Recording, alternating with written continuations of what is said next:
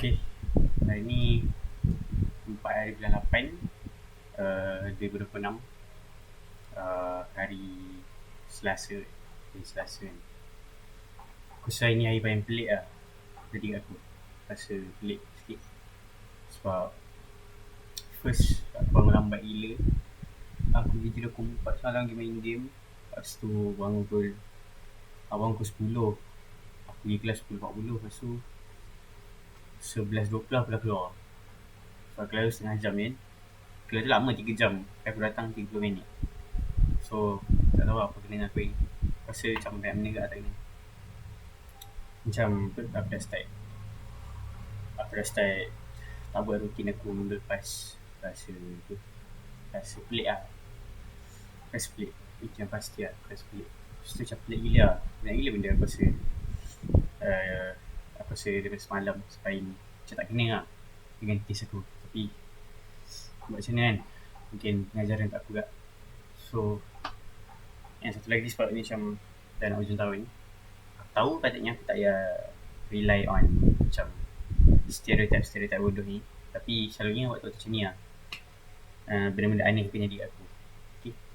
Either aku yang buat benda-benda aneh tu ataupun benda-benda tu akan jadi kat aku. So aku tak tahu lah. Aku just tak nak tahun lepas tu berulang balik lah. Aku seriously tak nak lah. Aku kena take control apa yang jadi. Tapi kalau tak ada yang buat macam ni kan, tak ada Tuhan. Ya. Okay, so aku rasa aku habis jogging by the way. Okay, dulu gila ni pasal dia. Lepas tu maybe kita lagi tengok aku 10 macam tu kot aku nak buat kerja. Aku rasa macam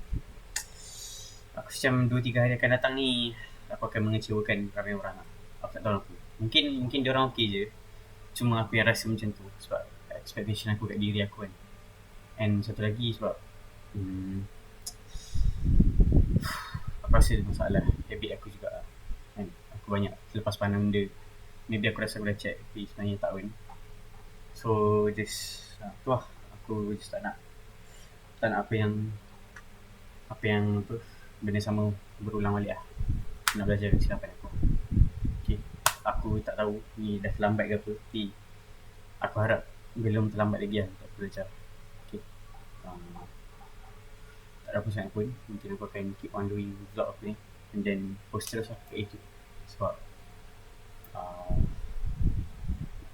aku nak cerita kat orang. Tapi dalam masa yang sama aku tak rasa nak cerita sebab nanti macam okay, in the sense yang aku rasa aku akan kacau diorang tu satu. And satu lagi aku macam tak nak menyusahkan orang lain dengan macam ni. Macam kalau aku cerita kan, aku tak tahu aku expect apa diorang lah. Selain daripada diorang dengar, aku tak tahu aku nak kena dengar nasihat ke, aku tak tahu aku perlukan apa ke. Aku sendiri pun tak tahu apa aku nak. So best untuk aku just cakap speak out lah apa yang aku nak. And so mungkin aku akan start journaling balik. Aku dah lama journal sebab aku asyik letak buku tak tepi kan.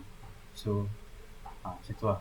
So aku harap no offense taken lah kan, kepada orang-orang yang aku selalu cerita. Tapi macam tu lah. Aku just tak nak beri siapa-siapa lah. Satu lagi aku rasa kalau aku makin cerita kat orang, lagi aku makin barai. Tapi kalau aku tak cerita, aku barai tak sebab aku simpan ni. So nanti aku tak nak emotion aku tu direct to something yang lebih negatif ataupun something negatif. Macam kau nampak ni, Dobby kat belakang aku ni lipat dia semalam. Okay. So tu tadi aku harap whatever time aku ada sebelum aku masuk third year ni is a good time untuk aku enjoy.